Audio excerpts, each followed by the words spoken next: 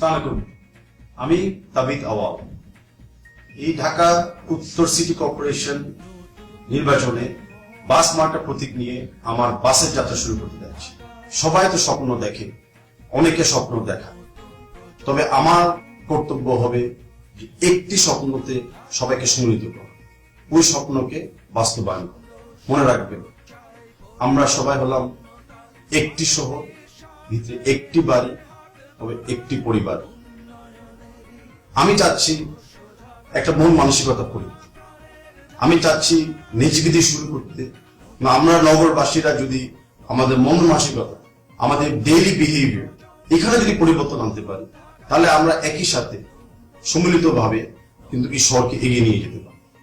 আমি তাবিদ আওয়াল বলছি, আজ থেকে শুরু হলো আমার এই আদর্শ ঢাকা গড়ে তোলার কাজ। আপনারা আমার পাশে থাকবেন।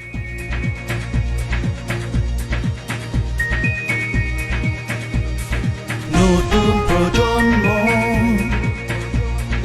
নতুন ঢাকা, নতুন প্রজন্ম, নতুন ঢাকা। আজকে থেকে মিটারের 1 টাকাও বেশি ভাড়া নেব না। আজকের থেকে ফার্মালিক দেওয়া কোনো ফল বেচবো না। আজকের থেকে কোনো খারাপ ব্যবহার কোনো কাস্টমারের সাথে।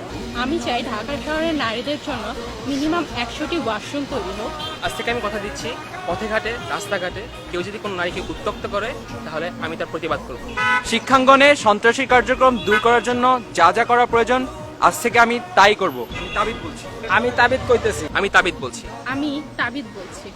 আমি তাবিদ আওয়াল বাস গাড়ি মার্কা প্রতীক নিয়ে এই ভোটের যাত্রা শুরু করতে যাচ্ছি। আর শেষ করার আগে আমাকে একটাই বলতে চাই সবাইকে, আমরা যদি না জাগি মা, কেমনে সকাল হবে? তো আসেন আমরা উঠি, সকাল এখন হয়েছে, এখন আমাদের যাত্রা শুরু করতে হবে। নতুন প্রজন্ম, নতুন